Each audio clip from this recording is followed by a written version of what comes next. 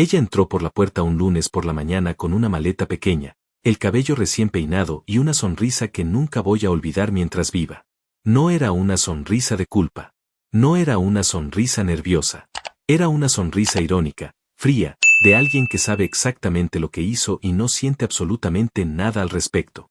Se quedó parada en el umbral, me miró directo a los ojos, y sin ningún titubeo, sin ninguna vergüenza, dijo las palabras que iban a cambiar todo lo que yo creía sobre mi vida, sobre mi matrimonio, sobre mí mismo.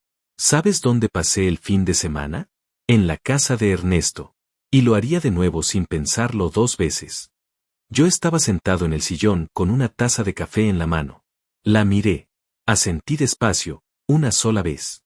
Me levanté, dejé la taza sobre la mesa, y caminé directo al baño. Sin gritar. Sin preguntar. Sin llorar. Solo el sonido de mis pasos sobre el piso de madera y la puerta cerrándose detrás de mí. Ella esperaba que yo me derrumbara. Esperaba que yo suplicara, que gritara, que dijera algo.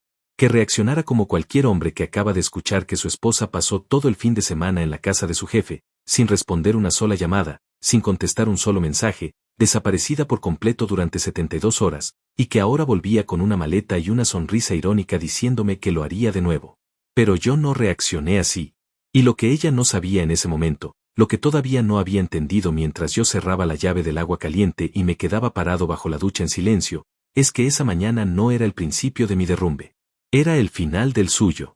Pero para entender lo que pasó al día siguiente, cuando ella se despertó y no podía creer lo que veían sus ojos, necesito contarte desde el principio.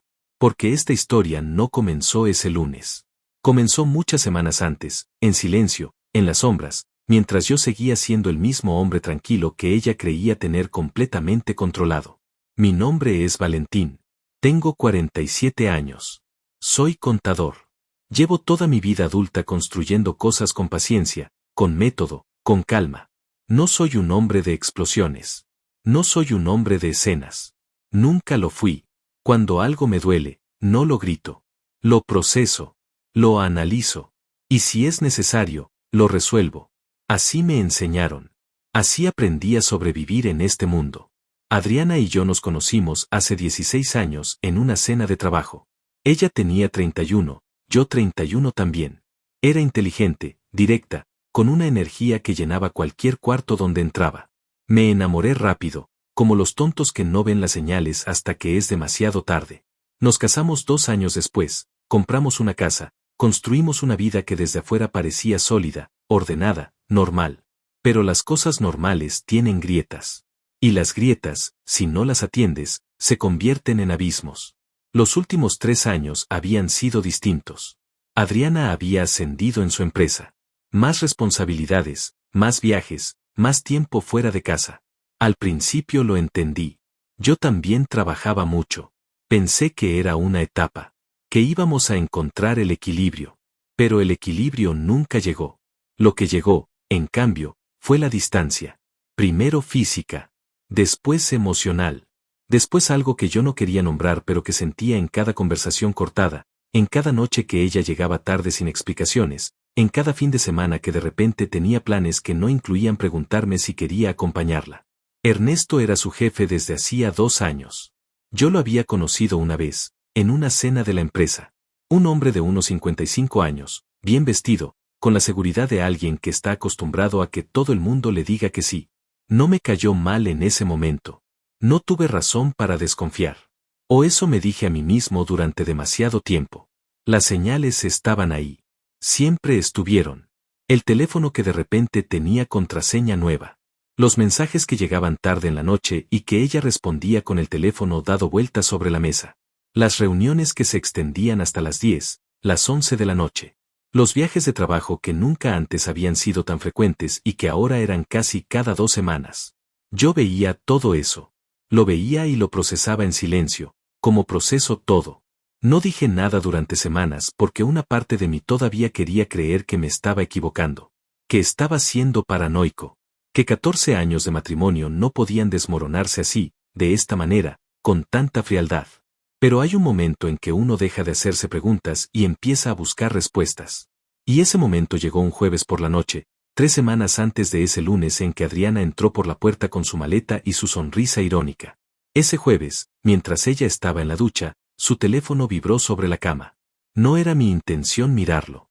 Pero el nombre que apareció en la pantalla era el de Ernesto, y el fragmento del mensaje que se veía sin abrir la notificación fue suficiente para que algo dentro de mí se rompiera para siempre. No voy a repetir lo que decía ese mensaje.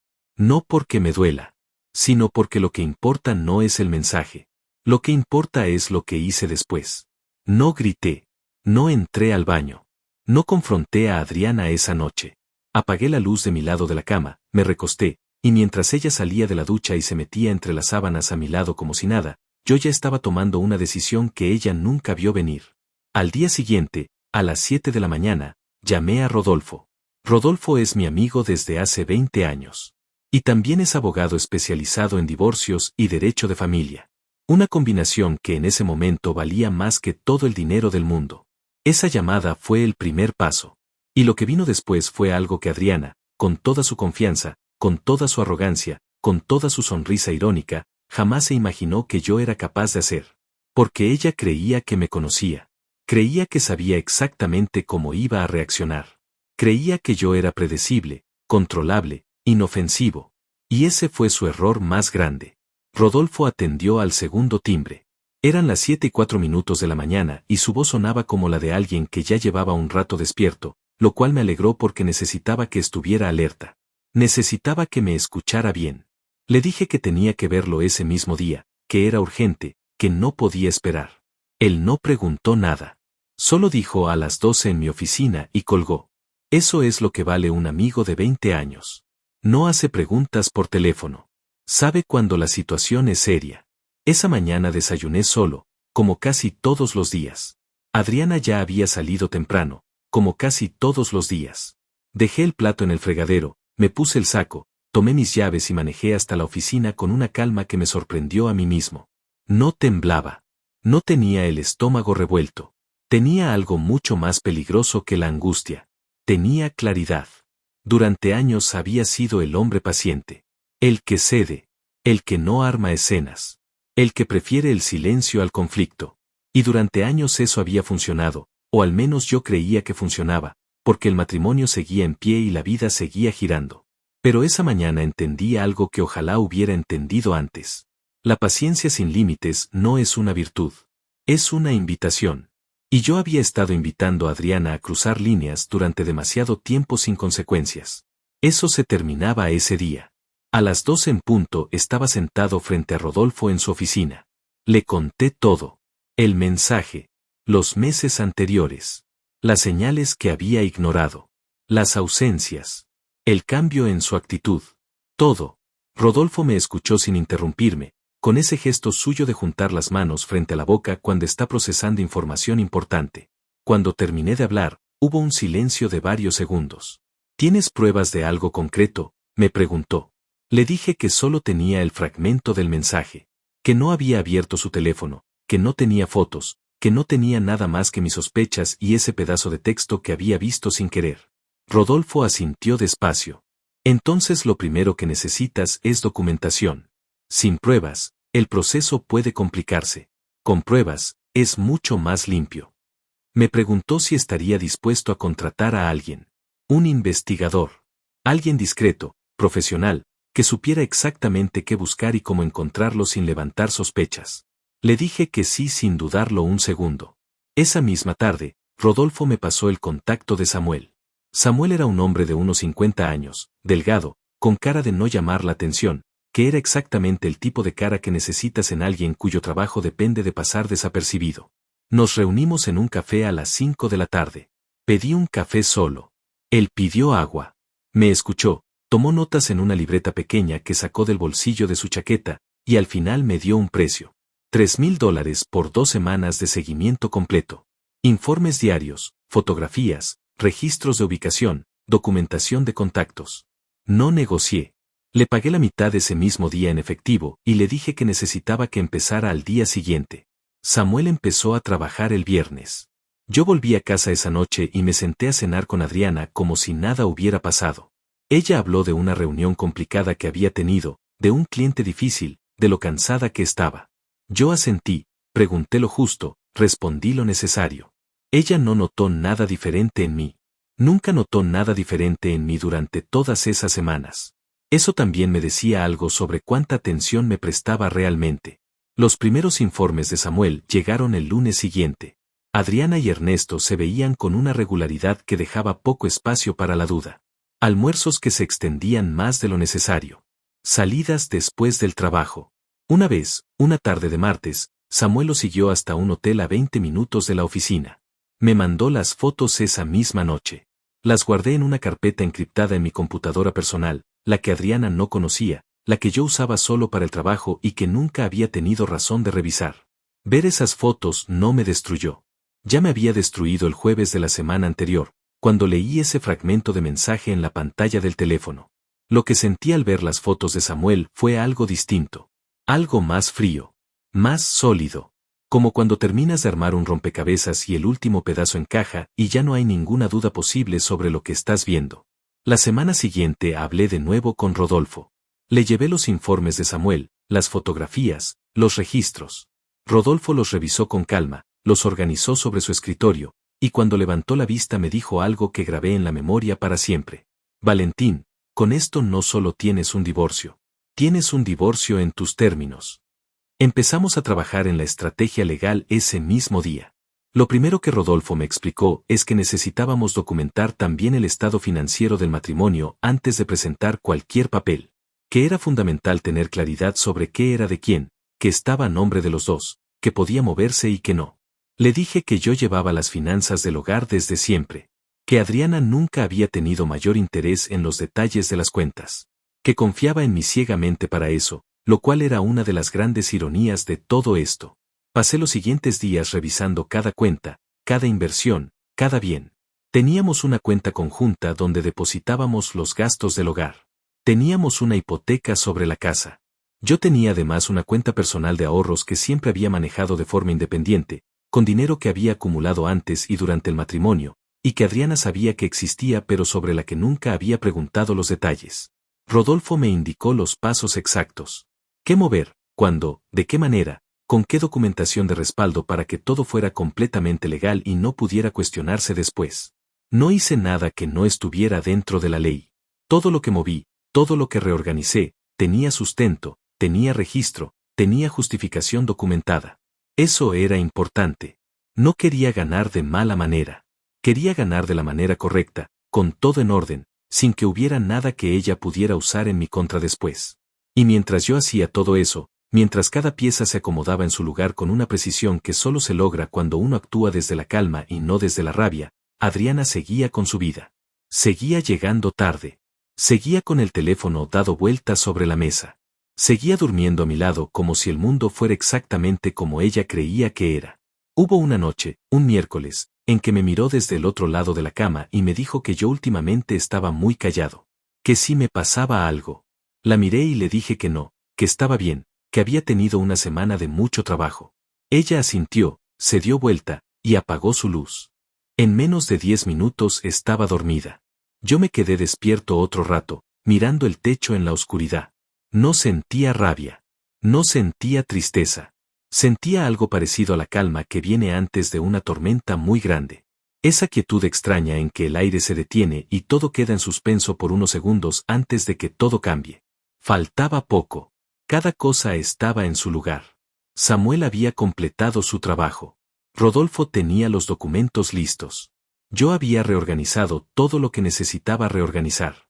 El plan estaba completo hasta el último detalle. Solo faltaba que Adriana hiciera lo que yo ya sabía que iba a hacer. Y el viernes por la tarde, cuando llegué a casa y la encontré con una maleta pequeña lista junto a la puerta y una excusa que ni siquiera se esforzó en hacer convincente, supe que el momento había llegado.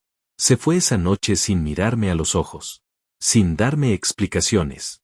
El teléfono en silencio desde ese momento. 72 horas de silencio absoluto mientras yo me quedaba en esa casa que habíamos comprado juntos, sentado en el sillón, completamente tranquilo, esperando que llegara el lunes. Porque el lunes ya estaba todo listo. Y ella no lo sabía. El fin de semana fue el más silencioso de mi vida. Y lo digo sin dramatismo, porque no fue un silencio de dolor. No fue el silencio de un hombre roto mirando el teléfono esperando que suene.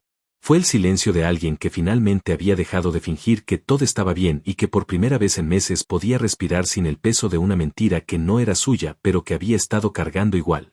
El sábado por la mañana me levanté temprano, como siempre. Preparé café, salí al patio, me senté en la silla de madera que está junto a la jardinera que nunca terminamos de arreglar, y estuve ahí una hora larga mirando el jardín sin pensar en nada en particular. El teléfono lo tenía adentro, sobre la mesa de la cocina. No lo busqué. No necesitaba buscarlo. Sabía perfectamente dónde estaba Adriana y con quién estaba, y esa certeza, aunque doliera en algún lugar profundo que prefería no examinar demasiado, también me liberaba de la tortura de la duda. La duda es lo que destruye a un hombre. No la verdad. La verdad duele, pero es sólida. Puedes pararte sobre ella. La duda es movediza, te hunde, te consume desde adentro sin que puedas hacer nada porque no tienes nada concreto contra que pelear. Yo había vivido meses en esa duda. Y ahora ya no. Ahora tenía la verdad completa, documentada, organizada en una carpeta encriptada en mi computadora, y esa verdad me daba una estabilidad extraña que nunca hubiera esperado sentir en un momento como ese. Llamé a Marta ese sábado al mediodía. Marta es mi hermana menor, 4 años menos que yo, la única persona en el mundo con quien siempre he podido hablar de verdad. Nos veíamos poco porque ella vivía en otra ciudad, pero hablábamos seguido por teléfono, y había algo en su manera de escuchar que siempre me había ayudado a ordenar los pensamientos cuando todo se ponía confuso. Le conté todo ese sábado. Desde el principio. El mensaje que había visto en el teléfono de Adriana, la llamada a Rodolfo, Samuel y su trabajo, las fotos, los informes, los documentos que ya estaban listos. Marta me escuchó en silencio durante un tiempo muy largo, y cuando terminé de hablar hubo una pausa antes de que dijera nada. ¿Estás bien?, me preguntó. No con lástima. Con esa manera suya de preguntar qué significa realmente quiero saber cómo estás, no te voy a juzgar, puedes decirme la verdad. Le dije que sí, que estaba mejor de lo que hubiera esperado, que lo más raro de todo era precisamente eso, que estaba bien, que no me sentía destruido sino extrañamente sereno, y que no sabía si eso era saludable o si era una señal de que algo en mí se había apagado sin que me diera cuenta. Marta tardó un momento en responder. Después dijo algo que me quedó dando vueltas todo el fin de semana. Me dijo que a veces la serenidad no es señal de que algo se apagó, que a veces es señal de que algo finalmente se acomodó en su lugar, que hay personas que cuando llegan al límite no explotan sino que se ordenan, y que yo siempre había sido de esas personas, y que eso no era una debilidad sino exactamente lo contrario. No sé si tenía razón, pero me ayudó a escucharlo.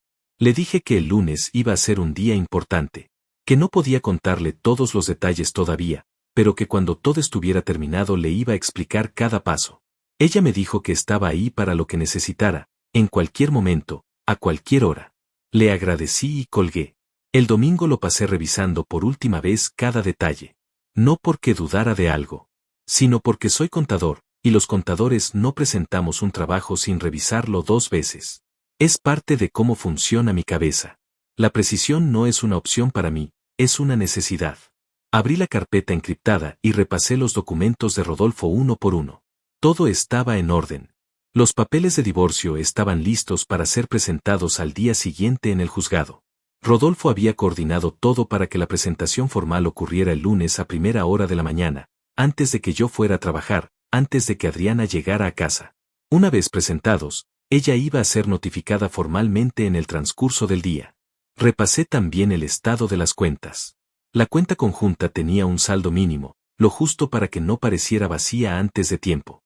Mis ahorros personales estaban exactamente donde necesitaban estar. Todo lo que Rodolfo me había indicado mover había sido movido con semanas de anticipación, con documentación de respaldo, dentro de la ley, sin apuros, sin errores. Revisé por último el sobre que había preparado para Ernesto. No era una carta amenazante. No era nada ilegal.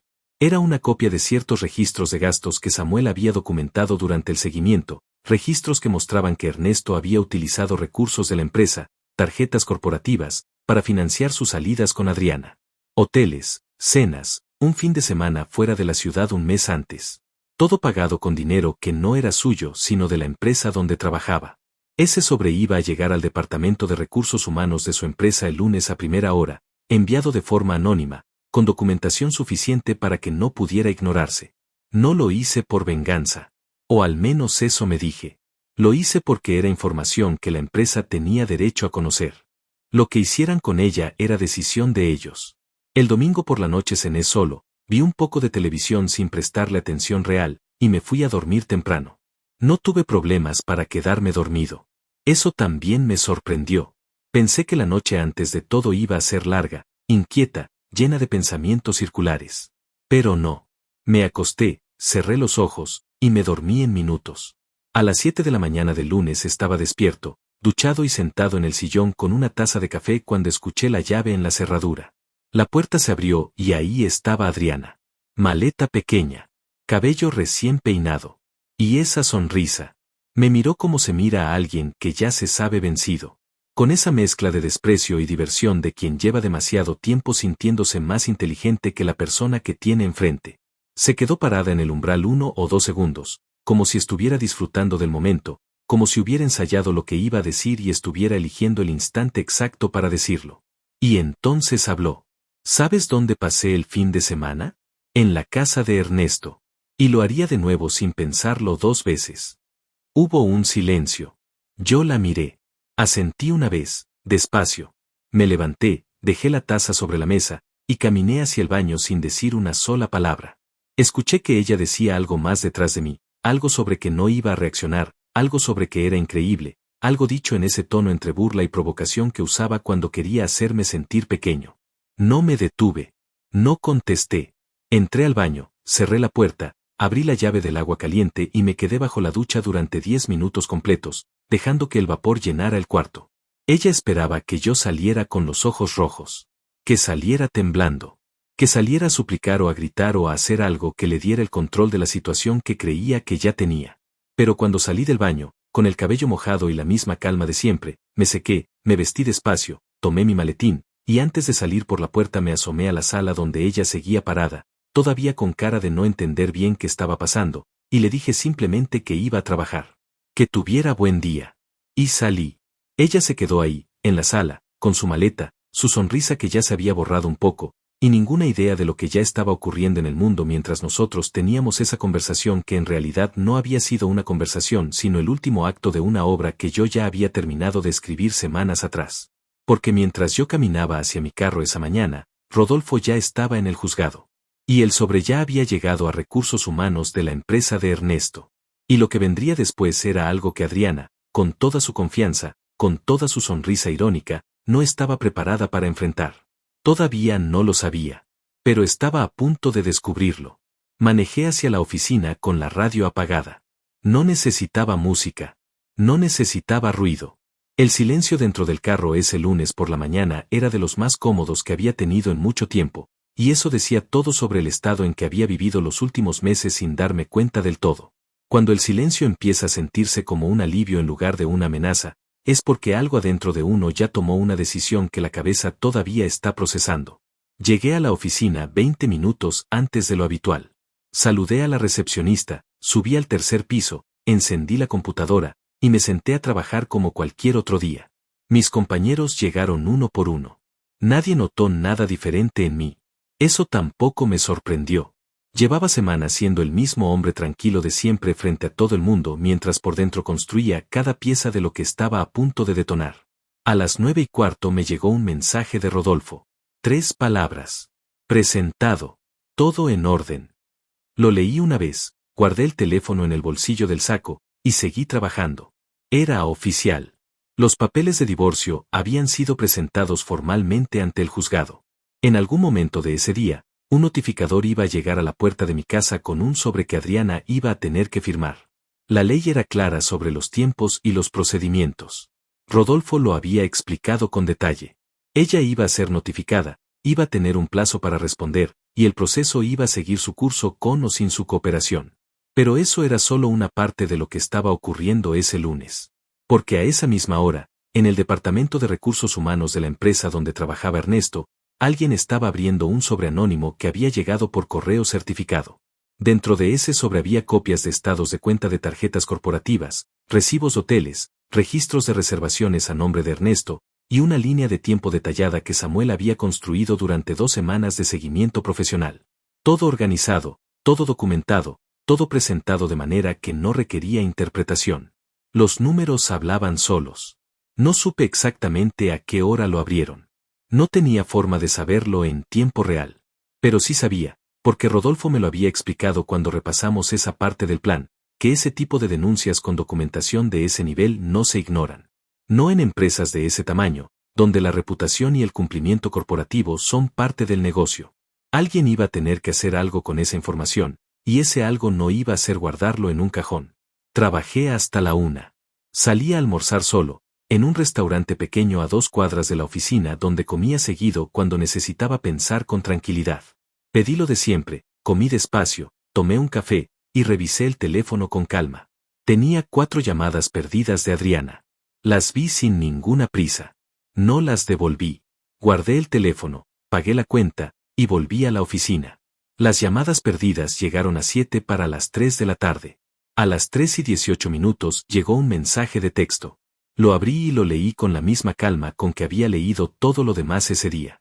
Valentín, necesito que me llames. Vino alguien a la casa con unos papeles. Llámame, por favor. El por favor era nuevo. Llevaba meses sin escuchar esa palabra de parte de ella. O leerla, o recibirla en ninguna forma. No le respondí. A las 4:30 llegó otro mensaje. Más largo. Decía que no entendía qué estaba pasando, que había firmado algo que le habían traído pero que no sabía bien qué era, que necesitaba hablar conmigo, que podíamos resolver lo que fuera, que no tenía sentido llegar a esto. El tono había cambiado completamente. La ironía había desaparecido. En su lugar había algo que yo reconocí inmediatamente, aunque hacía mucho tiempo que no lo veía de parte de ella. Incertidumbre. Adriana no manejaba bien la incertidumbre. Era una mujer que necesitaba tener el control de las situaciones, que necesitaba saber qué iba a pasar, que se ponía visiblemente incómoda cuando algo salía fuera del guión que ella había imaginado. Durante años yo había sido una variable predecible en su vida. El hombre tranquilo, estable, que siempre estaba cuando ella volvía, que nunca armaba escenas, que absorbía todo sin quejarse demasiado. Esa predictibilidad le había dado una comodidad que había confundido con poder. Y ahora esa comodidad se estaba desmoronando en tiempo real y ella no sabía cómo reaccionar. Eso no me dio satisfacción inmediata. O al menos no de la manera que uno imaginaría. Lo que sentí fue algo más parecido a una confirmación. A la sensación de que las cosas estaban siguiendo exactamente el curso que tenían que seguir. Salí de la oficina a las 6. Manejé de vuelta a casa con la misma radio apagada de la mañana. Antes de entrar al edificio me detuve un momento en el estacionamiento, respiré despacio, y me preparé para lo que sabía que me iba a encontrar adentro. Adriana estaba sentada en la sala cuando entré.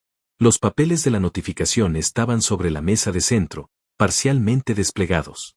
Ella levantó la vista cuando me oyó entrar y por primera vez en mucho tiempo vi en su cara algo que no era la seguridad de siempre. ¿Qué es esto, Valentín?, me dijo. La voz era más baja que de costumbre. No era agresiva. Era la voz de alguien que está tratando de entender algo que no encaja con la imagen que tenía de la situación. Me senté en el sillón frente a ella. La miré con calma. Son papeles de divorcio, le dije. Rodolfo los presentó esta mañana. Hubo un silencio largo.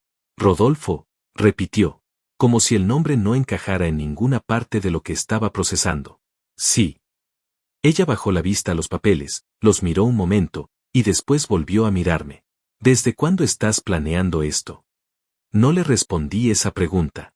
No porque no quisiera, sino porque la respuesta no era algo que necesitara saber en ese momento. Lo que necesitaba saber era lo que ya tenía frente a ella, en blanco y negro, sobre la mesa de centro de la sala de la casa que habíamos comprado juntos y que ahora formaba parte de un proceso legal que ya estaba en marcha. ¿Tienes un abogado?, le pregunté. Ella me miró como si la pregunta fuera absurda. No tengo un abogado, Valentín, porque hasta esta mañana no sabía que necesitaba uno. Entonces te recomiendo que consigas uno pronto. Rodolfo puede explicarte los tiempos si tienes preguntas sobre el proceso. Me levanté, fui a la cocina, calenté algo de comer, y me senté a la mesa del comedor solo. Adriana no vino a la cocina. La escuché en la sala haciendo llamadas, la voz baja, el tono entre confundido y urgente. No intenté escuchar lo que decía. No me importaba ya. Esa noche dormí en el cuarto de huéspedes. No porque me lo pidiera ella, sino porque era la decisión más lógica dado lo que había ocurrido ese día y lo que estaba por venir. No hubo discusión sobre eso. Tomé una almohada del closet, cerré la puerta del cuarto de huéspedes detrás de mí, y me acosté en la oscuridad. Pero lo que Adriana todavía no sabía, lo que iba a descubrir al día siguiente cuando intentara acceder a ciertas cosas que asumía que seguían exactamente donde las había dejado, era que ese día había sido solo el comienzo, que las piezas más importantes todavía no habían caído, y que cuando cayeran, iban a caer todas al mismo tiempo. El martes amaneció gris. Nubes bajas, el tipo de cielo que en otro momento de mi vida me hubiera puesto de mal humor, pero que esa mañana me pareció completamente indiferente. Me levanté a las 6:30 del cuarto de huéspedes, me duché, me vestí, y fui a la cocina a preparar café antes de que Adriana se despertara. Necesitaba esa media hora de silencio antes de que el día comenzara a moverse, porque sabía que ese martes iba a ser muy distinto al lunes. El lunes había sido el día de los papeles, de la notificación, del primer impacto. El martes iba a ser el día en que Adriana empezara a entender la magnitud real de lo que tenía enfrente. Estaba terminando mi segundo café cuando la escuché moverse en el cuarto. Paso sobre el piso de madera, la puerta del baño abriéndose y cerrándose, el sonido del agua corriendo. Me quedé sentado en la cocina con la taza entre las manos, mirando el jardín por la ventana, esperando. No con ansiedad. Con la misma calma de los días anteriores, esa calma que a esas alturas ya no me sorprendía, sino que simplemente reconocía como parte de lo que me había convertido durante esas semanas de preparación silenciosa. Adriana entró a la cocina unos 20 minutos después.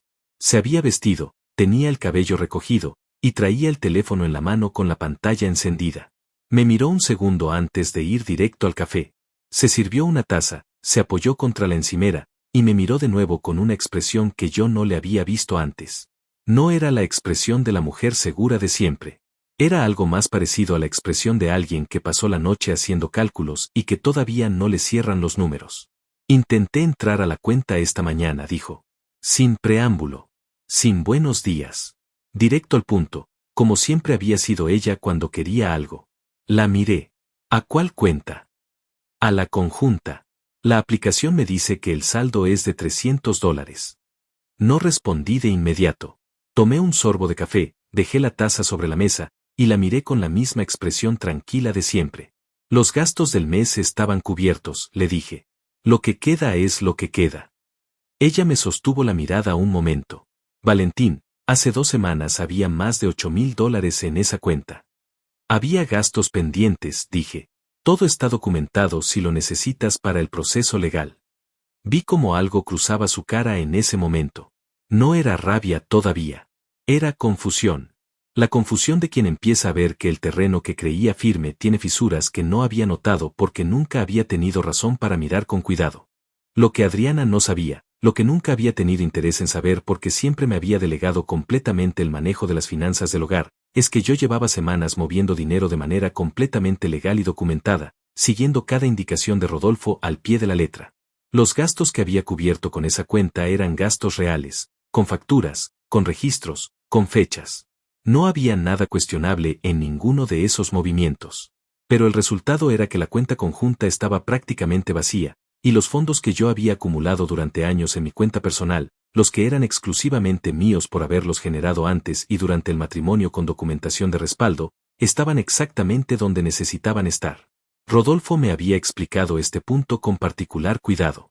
En un proceso de divorcio, la transparencia financiera es fundamental. Pero la transparencia no significa que todo se divide en partes iguales automáticamente. Significa que todo se documenta, se presenta, y se evalúa según lo que corresponde legalmente a cada parte. Y lo que correspondía en este caso, con la documentación que yo tenía, era muy distinto de lo que Adriana habría asumido si hubiera pensado en este escenario alguna vez, lo cual claramente nunca había hecho. Ella siguió mirándome. ¿Y la tarjeta?, preguntó. Intenté usarla ayer en la tarde y fue rechazada. La cancelé, le dije. Era una tarjeta a mi nombre. Tenías acceso adicional como beneficiaria, pero la titularidad siempre fue mía. Dentro del proceso de divorcio era lo que correspondía hacer. El silencio que siguió a esas palabras fue distinto a los silencios anteriores. Más pesado. Más cargado de algo que ella estaba procesando en tiempo real y que yo podía ver moviéndose detrás de sus ojos. ¿Desde cuándo estás planeando todo esto?, me preguntó de nuevo. La misma pregunta de la noche anterior, pero ahora con un tono diferente. Menos confundido. más cercano a algo que empezaba a parecerse a la comprensión de que lo que tenía enfrente era mucho más grande de lo que había imaginado. Hace tiempo, le dije simplemente. Ella dejó su taza en la encimera con un golpe seco que no era del todo involuntario. ¿Hace cuánto tiempo, Valentín? Porque el lunes entré por esa puerta y tú estabas sentado en el sillón tomando café como si fuera cualquier mañana. Era cualquier mañana, le dije. Para mí. Vi cómo esa respuesta la afectaba más que cualquier otra cosa que hubiera dicho hasta ese momento. Porque lo que esas 3 palabras significaban, lo que ella estaba empezando a entender con un retraso de semanas, era que mientras ella había estado viviendo su vida con la certeza de que yo era una variable controlada, yo había estado construyendo en silencio algo que ella ni siquiera había considerado posible. Se fue a la sala sin decir nada más. La escuché hacer llamadas. Primero a alguien que no identifiqué por el tono, después a quien supuse era su hermana, y después, hacia las 9 de la mañana, a alguien con quien habló durante casi 40 minutos con la voz baja y el tono de alguien que está describiendo una situación urgente y pidiendo orientación. Supuse que estaba buscando un abogado. Era lo más inteligente que podía hacer en ese momento y me alegré de que lo estuviera haciendo, no por generosidad sino porque un proceso limpio requiere que ambas partes tengan representación. Yo me fui a trabajar a las 8:30 como siempre. A las 10:20 me llamó Rodolfo. Su voz tenía ese tono específico que yo ya había aprendido a reconocer, el tono de quien tiene información nueva y relevante y está midiendo cómo presentarla. Valentín, tengo algo que contarte sobre Ernesto. Me levanté de mi escritorio, salí al pasillo, y me alejé hacia el área de la ventana al final del corredor donde había algo de privacidad. Cuéntame, le dije. Rodolfo me explicó que había hablado esa mañana con un contacto suyo en el ámbito corporativo, alguien que tenía conexiones con personas en la empresa de Ernesto. Según ese contacto, el sobreanónimo que había llegado al Departamento de Recursos Humanos el día anterior había generado una reacción inmediata. La documentación era suficientemente específica y suficientemente grave como para que Recursos Humanos la escalara directamente a la Dirección General esa misma mañana. Y la Dirección General había convocado a Ernesto a una reunión de urgencia para esa tarde. No supe qué ocurrió exactamente en esa reunión. No era algo que pudiera saber en tiempo real. Pero Rodolfo me dijo que según su contacto, el tipo de documentación que había llegado, con el nivel de detalle que tenía, era exactamente el tipo de cosa que en empresas de ese perfil terminaba en una suspensión preventiva mientras se realizaba una auditoría interna. Y una auditoría interna de ese tipo, en ese tipo de empresa, no era algo que se resolviera en días. Guardé el teléfono y me quedé un momento mirando por la ventana del pasillo hacia la calle de abajo. Los coches pasaban. La gente caminaba. El mundo seguía moviéndose exactamente igual que siempre. Pero en algún lugar de esa ciudad, Ernesto estaba sentado frente a personas que le estaban haciendo preguntas que él no esperaba tener que responder ese martes. Y en mi casa, Adriana estaba descubriendo una por una las consecuencias de decisiones que había tomado con la certeza de que no iban a tener ninguna. Esa tarde, de vuelta en casa, encontré que Adriana había recogido algunas cosas en una bolsa. Me miró cuando entré y me dijo que iba a quedarse unos días en casa de su hermana mientras procesaba todo. Le dije que me parecía bien, que Rodolfo le haría llegar cualquier comunicación formal que fuera necesaria. Antes de salir se detuvo en la puerta y me miró con una expresión que era difícil de leer. No era la expresión de la mujer que había entrado el lunes con la maleta y la sonrisa irónica. Era algo más parecido a la expresión de alguien que está empezando a hacer las preguntas correctas con demasiado retraso. ¿Cuándo supiste?, me preguntó. Y esta vez la pregunta no tenía el tono de quien quiere defenderse. Tenía el tono de quien genuinamente necesita entender algo. La miré desde el sillón. ¿Importa?, le dije. Ella no respondió. Abrió la puerta y salió. Escuché el sonido de sus pasos bajando las escaleras, el portón del edificio cerrándose, y después el silencio. El mismo silencio del fin de semana, pero distinto. Más definitivo. Con una textura diferente que se sentía en el aire de la sala vacía como la diferencia entre el silencio de algo que está a punto de pasar y el silencio de algo que ya pasó. Me quedé sentado en el sillón un momento largo sin hacer nada. Después me levanté, fui a la cocina, calenté algo de cenar, y me senté solo a la mesa del comedor por segunda noche consecutiva. Pero esa noche, a diferencia de las anteriores, lo que sentí no fue la tensión de lo que estaba por venir sino algo más parecido al peso de lo que ya había ocurrido. Como cuando terminas algo que te costó mucho y de repente tienes las manos vacías y no sabes del todo qué hacer con ese espacio que antes estaba lleno. No era tristeza exactamente, pero tampoco era solo alivio. Era algo más complejo que todavía no tenía nombre. Y lo que no sabía en ese momento, lo que estaba a punto de descubrir en los días siguientes, es que la historia todavía no había terminado. Que Ernesto tenía sus propios secretos. Que la auditoría que se había abierto en su empresa iba a revelar cosas que iban mucho más allá de unas tarjetas corporativas usadas de manera indebida. Y que cuando esas cosas salieran a la luz, Adriana iba a entender por primera vez la verdadera dimensión del hombre en el que había apostado todo. Pero eso venía después. Por ahora, la casa era mía. El silencio era mío. Y por primera vez en mucho tiempo, eso era suficiente. Los días que siguieron tuvieron una calma extraña. No la calma forzada de quien intenta convencerse de que está bien, sino la calma real, honesta, de quien ha tomado una decisión difícil y ha dejado de luchar contra ella. Me levantaba temprano, preparaba café, iba a trabajar, volvía a casa, cenaba solo, dormía. Una rutina simple que en otro momento de mi vida hubiera parecido vacía, pero que en ese momento se sentía como exactamente lo que necesitaba. Estructura, orden, silencio que no me pedía nada. Adriana llevaba 3 días en casa de su hermana. No habíamos hablado por teléfono desde la noche que se fue. Me llegaban mensajes ocasionales, algunos sobre temas logísticos del proceso legal, algunos más cortos y difíciles de clasificar, del tipo que uno manda cuando quiere abrir una conversación pero no sabe bien cómo empezarla. No los ignoré. Los respondí con la misma brevedad con que estaban escritos, lo necesario, lo puntual, sin dejar espacio para que la conversación se convirtiera en algo que ninguno de los dos estaba en condiciones de tener todavía.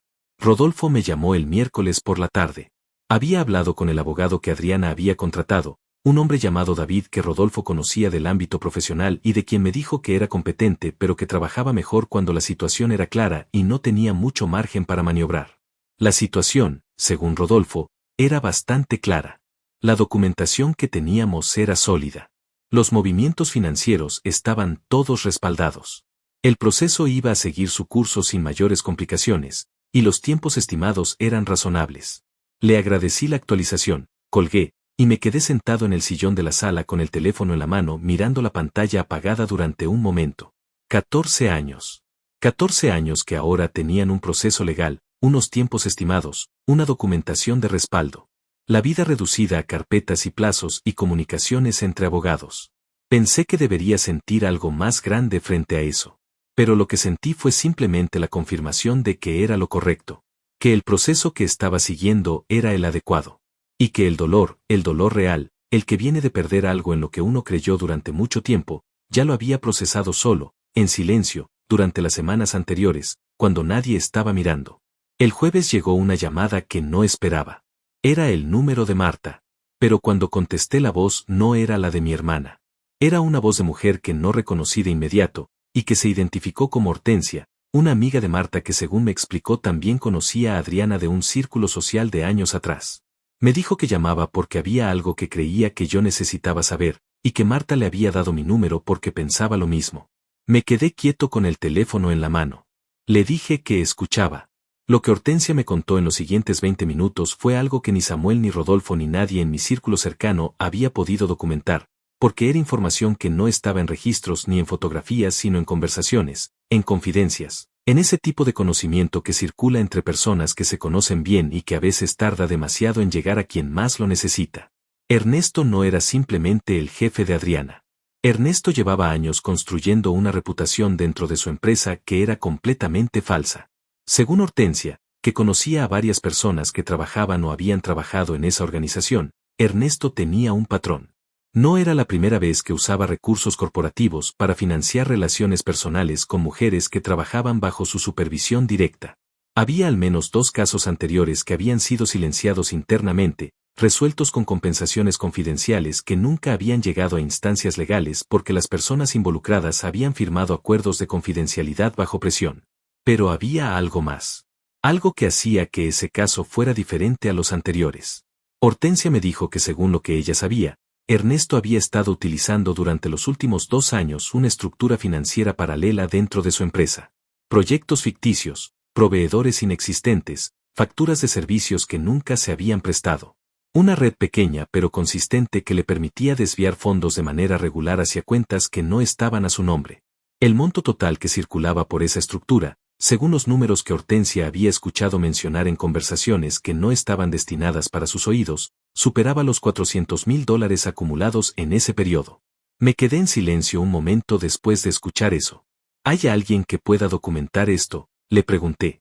Hortensia dijo que había al menos una persona dentro de la empresa que llevaba tiempo queriendo hablar pero que tenía miedo de las consecuencias.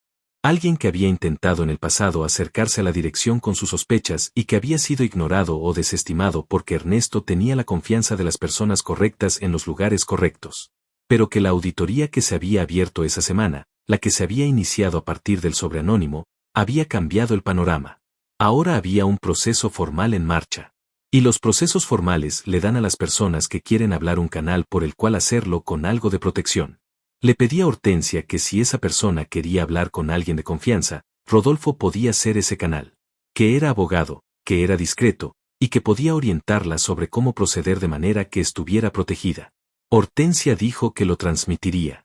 Colgué y me quedé mirando la ventana un momento largo. Lo que había comenzado como un sobre con documentación de gastos indebidos en tarjetas corporativas estaba abriendo algo mucho más grande. Una auditoría que iba a encontrar, si la persona que quería hablar hablaba, no solo irregularidades menores sino un esquema de fraude sostenido durante 2 años. Y eso no era ya un asunto de recursos humanos. Eso era un asunto legal de otra categoría completamente.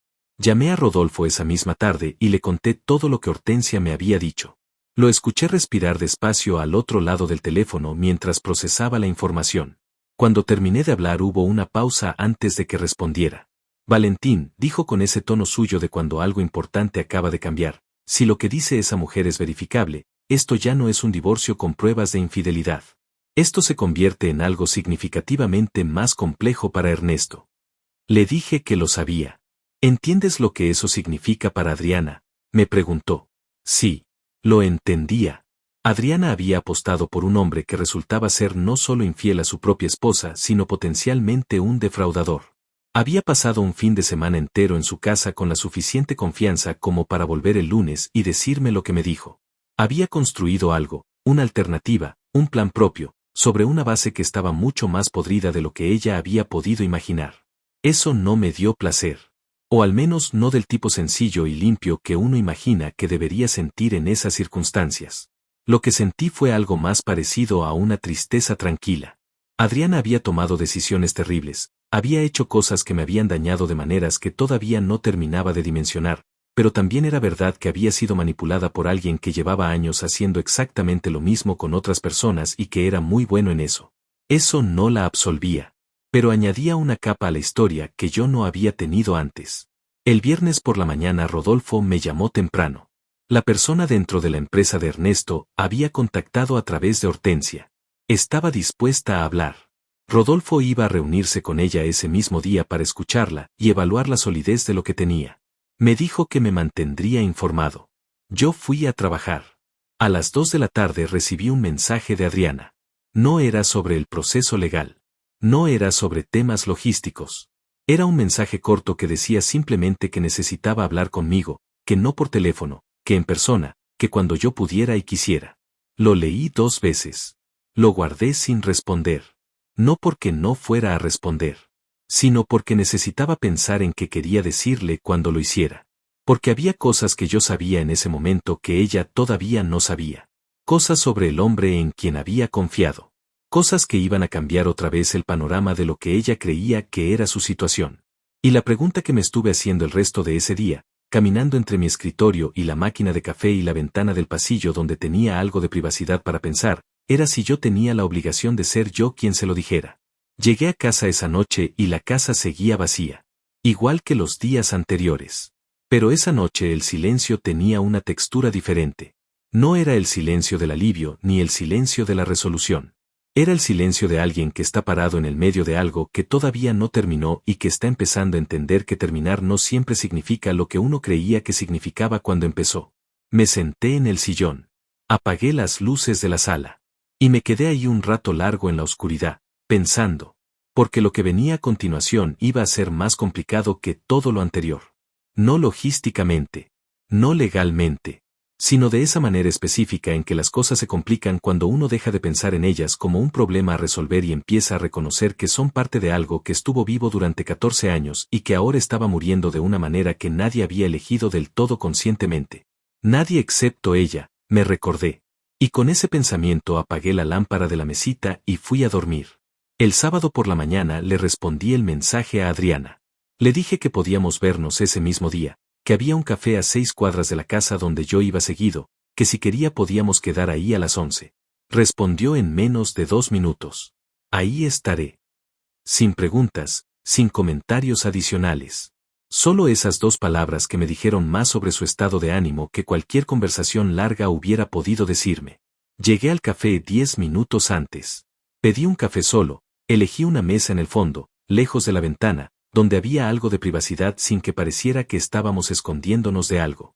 Me senté de cara a la puerta porque siempre me siento de cara a la puerta en cualquier lugar, es un hábito de toda la vida que nunca he podido explicar del todo, pero que en ese momento me pareció especialmente apropiado. Quería verla entrar. Quería tener ese segundo de observación antes de que la conversación comenzara. Adriana llegó puntual. Entró con un abrigo gris que yo no le había visto antes, el cabello suelto, sin el arreglo cuidadoso de siempre. Se veía diferente. No deteriorada, no destrozada, pero sí como alguien que había dormido menos de lo necesario durante varios días consecutivos y que había dejado de invertir energía en la apariencia que normalmente mantenía con tanta disciplina. Me vio desde la entrada, caminó hacia la mesa, y se sentó frente a mí sin decir nada primero. Levantó la vista hacia el mozo, pidió un té, y después me miró. Gracias por venir, dijo. No recordaba la última vez que Adriana me había agradecido algo. Y lo digo sin amargura, solo como un dato. Como una observación sobre el tipo de dinámica en que habíamos estado viviendo sin que ninguno de los dos lo nombrara. Le dije que no había problema. Que había querido verla también. Hubo un silencio mientras llegaba su té. Ella envolvió la taza con las 2 manos, la miró un momento, y después levantó la vista hacia mí con esa expresión que yo ya había visto el martes, la de alguien que está tratando de ordenar algo que no termina de acomodarse. Ernesto fue suspendido, me dijo. Lo sabía. Rodolfo me lo había confirmado el día anterior. Pero la dejé hablar. Me llamó el jueves por la noche. No era él. Quiero decir, no era la persona que yo creía conocer. Hizo una pausa. Me dijo que había un problema en la empresa, que era un malentendido, que iba a resolverse. Pero el viernes a la mañana me llegó un mensaje diciendo que estaba suspendido preventivamente y que no podía tener contacto con empleados de la empresa mientras durara la investigación. Me miró. ¿Tú sabes algo de eso? La pregunta era directa. Y yo la conocía suficientemente bien como para saber que no era una pregunta retórica. Quería una respuesta real. Sé algunas cosas, le dije. ¿Cuánto sabes? Lo suficiente. Otro silencio. Ella bajó la vista a su taza, la giró despacio entre las manos, y después volvió a mirarme. ¿Fuiste tú quien mandó algo a la empresa? No lo negué. Mandé documentación que me parecía relevante que ellos tuvieran. Todo era información real, verificable. No inventé nada. Vi cómo eso aterrizaba en ella. No con rabia, que era lo que quizás hubiera esperado. Con algo más parecido al reconocimiento lento de una persona que está viendo un mapa por primera vez y entendiendo que el territorio es completamente distinto de como lo había imaginado. ¿Qué más sabes de él?, me preguntó. Y esta vez en la pregunta había algo diferente. Una urgencia más personal. Menos sobre el proceso legal y más sobre ella misma, sobre las decisiones que había tomado, sobre en qué o en quién había depositado una confianza que ahora estaba mostrando grietas en todas direcciones. Respiré despacio. Y le conté lo que Hortensia me había dicho. No todo, no los detalles más técnicos, pero sí lo suficiente para que entendiera la dimensión real de lo que estaba saliendo a la luz sobre Ernesto. El patrón de comportamiento con otras mujeres en posiciones similares a la suya. Los casos anteriores silenciados. Y la estructura financiera, los proyectos ficticios, los fondos desviados, los $400,000 que una auditoría interna iba a empezar a buscar con una persona dispuesta a hablar señalando exactamente dónde mirar. Adriana me escuchó sin interrumpirme. Con una quietud que no era la quietud de la indiferencia, sino la quietud de quien está recibiendo información que está reorganizando algo fundamental en su interior mientras la escucha. Cuando terminé de hablar se quedó mirando su taza durante un tiempo que no supe medir con precisión. Después dijo algo en voz baja que casi no escuché. Yo no sabía nada de eso. Lo sé, le dije. Valentín, yo no. Hizo una pausa larga. Yo cometí errores muy graves. Lo sé. No voy a sentarme aquí a pedirte que los justifiques ni a pedirte que los perdones si no quieres. Pero necesito que sepas que yo no sabía que él era ese tipo de persona. La miré. Y lo que vi en su cara en ese momento no era la mujer de la maleta y la sonrisa irónica del lunes. Era algo mucho más parecido a una persona real, con el peso real de las consecuencias reales de decisiones que había tomado creyendo que tenía el control de una situación que nunca había controlado del todo. No le dije que estaba bien. No le dije que la entendía ni que la perdonaba ni ninguna de esas cosas que en las películas se dicen en los cafés cuando dos personas se sientan frente a frente después de que algo se rompe. No porque fuera cruel, sino porque no era verdad todavía, y yo había decidido semanas atrás que no iba a decir cosas que no fueran verdad solo porque fueran más fáciles de decir o de escuchar. Le dije que apreciaba que me lo dijera, y que el proceso legal iba a seguir su curso independientemente de esa conversación, porque era lo correcto para los dos, no solo para mí. Que Rodolfo y su abogado David iban a manejarlo de manera profesional y que yo no tenía intención de que fuera más difícil de lo necesario. Ella asintió. Se terminó el té. Me miró una última vez antes de levantarse. ¿Cómo estás tú?, me preguntó. La pregunta me tomó ligeramente por sorpresa, no porque fuera inesperada en términos lógicos, sino por el tono con que la hizo. Sin ironía. Sin cálculo. Con algo que parecía genuinamente querer saber la respuesta. Estoy bien, le dije. Y era verdad. Ella asintió una vez, recogió su abrigo, y se fue. Me quedé en la mesa del fondo del café con mi taza vacía frente a mí, mirando la puerta por donde había salido. El ruido del café a mi alrededor, conversaciones de otras mesas, el sonido de tazas y cucharas, la música baja de fondo. Todo siguiendo su ritmo normal como si nada hubiera ocurrido, como siempre ocurre con el mundo cuando uno está en el medio de algo que desde adentro se siente enorme y desde afuera es invisible. Pedí otro café. Me quedé ahí media hora más sin hacer nada en particular. Pensando, o más bien dejando que los pensamientos pasaran sin aferrarme demasiado a ninguno. El lunes siguiente Rodolfo me llamó con una actualización que cambió otra vez el panorama de todo. La persona dentro de la empresa de Ernesto había hablado. Formalmente, con documentación, con detalles específicos sobre transacciones concretas y fechas y montos. La auditoría interna había encontrado en los primeros días suficiente para justificar escalar el asunto a instancias legales externas. Lo que había comenzado como una investigación interna estaba convirtiéndose en algo que ya no podía contenerse dentro de los muros de la empresa. La palabra que usó Rodolfo fue denuncia penal. Y dijo que era probable, no seguro pero probable, que en los próximos días eso se hiciera oficial. Ernesto, el hombre que el lunes anterior había recibido a Adriana en su casa con suficiente confianza como para que ella volviera al día siguiente con una maleta y una sonrisa irónica, estaba ahora al borde de enfrentar consecuencias que no tenían nada que ver con una suspensión temporal ni con una auditoría interna. Tenía que ver con procesos legales, con abogados penalistas, con la posibilidad real de que su nombre apareciera en documentos públicos de una naturaleza completamente diferente a los que había firmado durante su carrera. Lo que yo había puesto en marcha con un sobre anónimo había abierto una puerta que había estado cerrada durante demasiado tiempo. No porque yo fuera un héroe ni porque hubiera tenido esa intención desde el principio, sino porque la verdad, cuando alguien finalmente le abre la puerta, tiende a entrar sola y a ocupar exactamente el espacio que le corresponde. Esa noche cené solo en casa, como la mayoría de las noches de esas semanas. Pero algo en el silencio de esa noche era diferente. Más liviano. Como si el aire de la casa hubiera cambiado de composición durante los días anteriores y yo recién estuviera notándolo. Puse música por primera vez desde que todo había comenzado. Algo tranquilo, sin letra, que llenara el cuarto sin pedirme nada. Me serví una copa de vino, me senté en el sillón, y simplemente estuve ahí. Sin planear nada. Sin revisar documentos. Sin calcular pasos siguientes. Solo presente en el silencio de una casa que estaba aprendiendo a ser mía de una manera diferente a como lo había sido antes.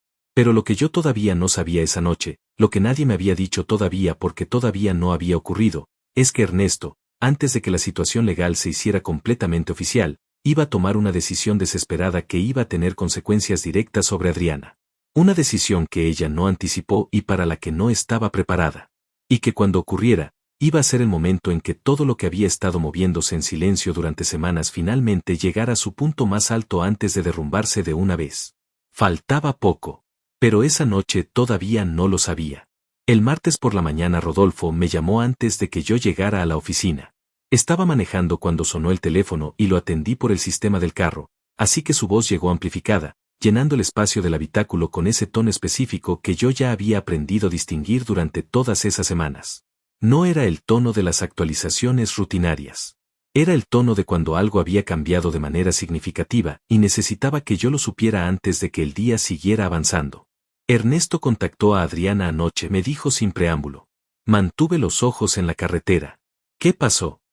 Rodolfo me explicó que según lo que David, el abogado de Adriana, le había comunicado esa mañana temprano, Ernesto había llamado a Adriana la noche anterior en un estado que David describió como visiblemente desesperado. La investigación formal había avanzado más rápido de lo que él había anticipado. Sus abogados le habían explicado la gravedad real de lo que enfrentaba, y Ernesto, que hasta ese momento había manejado la situación con la confianza de alguien que cree que siempre puede encontrar una salida, había entrado en pánico. La llamada había durado casi una hora. Y durante esa hora Ernesto le había dicho a Adriana cosas que ella no estaba preparada para escuchar. Le había contado la verdad sobre el esquema financiero. No toda, no con todos los detalles, pero suficiente para que Adriana entendiera que lo que había creído que era una relación, algo real, algo en lo que había apostado lo suficiente como para destruir su matrimonio, había sido construido sobre una mentira mucho más profunda de lo que había imaginado. Pero eso no era lo más importante de la llamada. Lo más importante era lo que Ernesto le había pedido. Le había pedido a Adriana que declarara, si alguien le preguntaba, que los gastos que aparecían en la documentación del sobre anónimo habían sido autorizados por ella en su calidad de subordinada directa con acceso a ciertos recursos.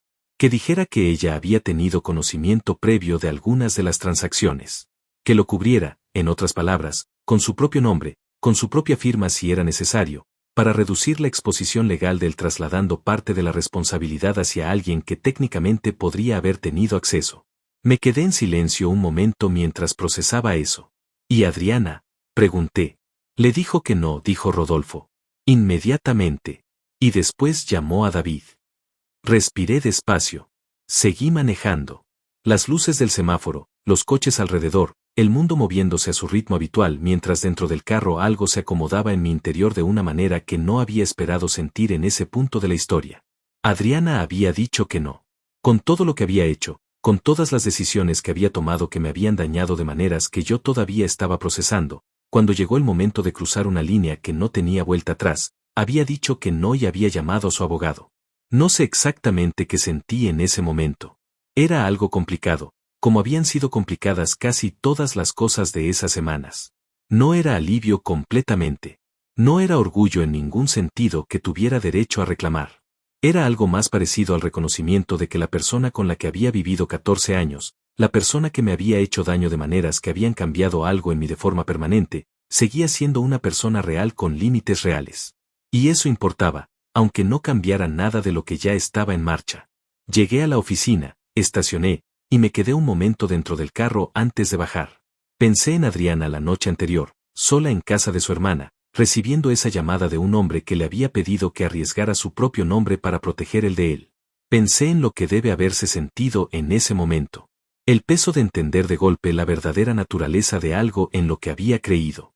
No de manera abstracta sino de la manera concreta y brutal en que se entienden estas cosas cuando alguien te lo pide directamente y la respuesta que te dan no es la que esperabas.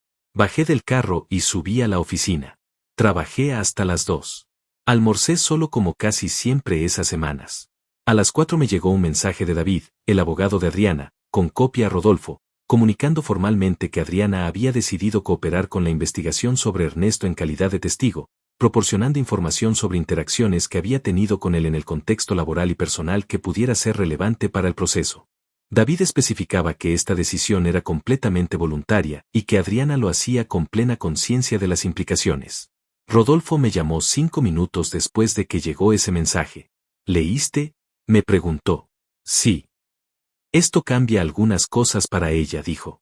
Cooperar como testigo en lugar de ser investigada como posible cómplice es una diferencia muy significativa. David hizo bien en moverlo rápido. Le pregunté si eso afectaba de alguna manera el proceso de divorcio. Rodolfo pensó un momento antes de responder. No directamente. El divorcio sigue su curso. pero sí puede afectar el contexto general en que se evalúan ciertas cosas. Un juez que ve que una de las partes cooperó voluntariamente con una investigación de esta naturaleza tiene una imagen diferente de esa persona que la que hubiera tenido si hubiera hecho lo contrario. Entendí lo que me estaba diciendo sin que lo dijera completamente. Adriana había tomado una decisión que no la beneficiaba en términos inmediatos, que implicaba exponer conversaciones y situaciones que probablemente no quería que nadie revisara, pero que era la decisión correcta. Y eso tenía un peso en cómo se iba a desarrollar todo lo que seguía. Esa tarde, antes de salir de la oficina, hice algo que no había planeado hacer. Le mandé un mensaje a Adriana. Corto, sin dramatismo. Le dije que sabía lo que había pasado con la llamada de Ernesto, que me parecía que había tomado la decisión correcta. Nada más. Tardó unos 20 minutos en responder. Cuando llegó su mensaje era igual de corto. Gracias, Valentín. Lo leí una vez. Lo guardé. Y seguí con el día. Lo que ocurrió en los días siguientes se movió rápido, con esa velocidad específica que tienen las cosas cuando una estructura que llevaba tiempo sosteniéndose sobre bases falsas finalmente empieza a colapsar.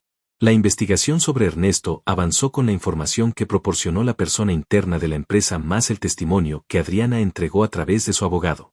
Los auditores encontraron lo que la persona interna había señalado y más. Los proyectos ficticios, los proveedores inexistentes, las facturas sin respaldo real. El monto total que se documentó superó los $450,000 distribuidos en un periodo de 27 meses. La denuncia penal se formalizó el jueves. Rodolfo me llamó cuando salió la confirmación. Lo escuché hablar con esa calma profesional suya, los detalles técnicos del proceso, los cargos específicos, los tiempos probables.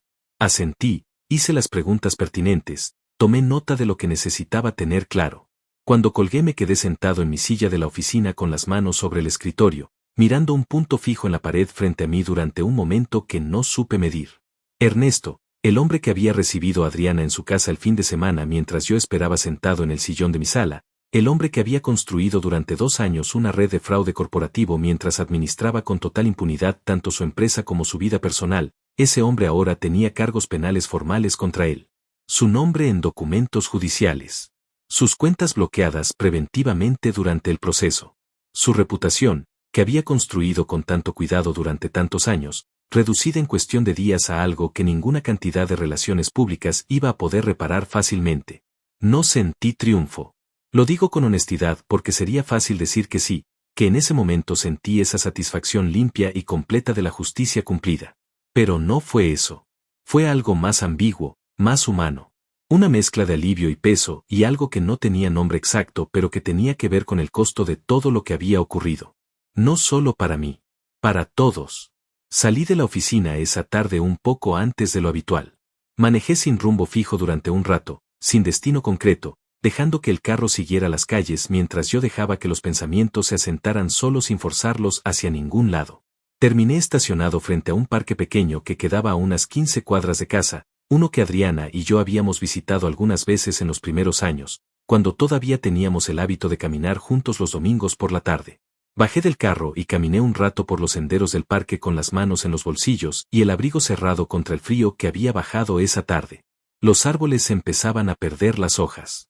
El cielo tenía ese color particular de las tardes de otoño cuando la luz se va temprano y el mundo adquiere una tonalidad entre naranja y gris que siempre me había parecido la más honesta de todas las estaciones.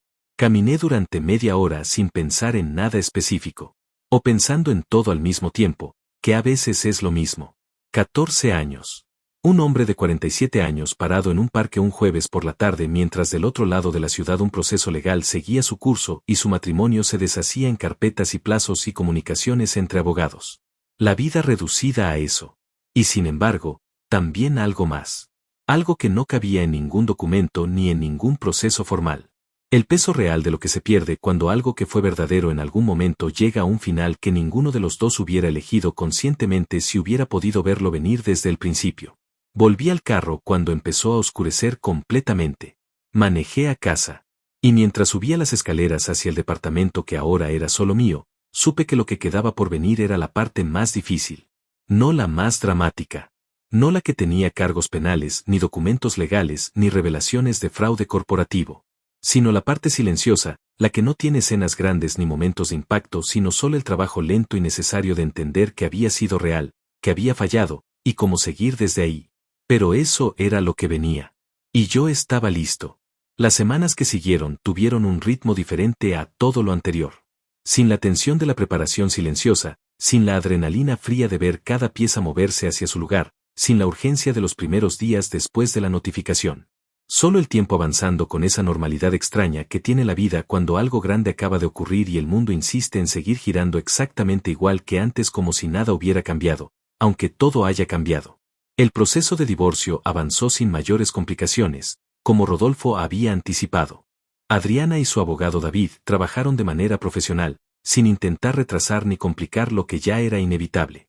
Hubo reuniones, hubo documentos, hubo conversaciones entre abogados que yo no escuché directamente, pero cuyos resultados llegaban a mí en forma de actualizaciones puntuales de Rodolfo. La casa quedó para mí, con la hipoteca que seguí pagando solo como había hecho siempre. Adriana se quedó con cosas que eran suyas desde antes del matrimonio y con lo que le correspondía legalmente de lo que habíamos construido juntos. Todo documentado, todo en orden, todo dentro de lo que la ley establecía. No fue una guerra. No hubo escenas en pasillos de juzgados, ni mensajes furiosos a medianoche, ni intentos desesperados de renegociar lo que ya estaba acordado.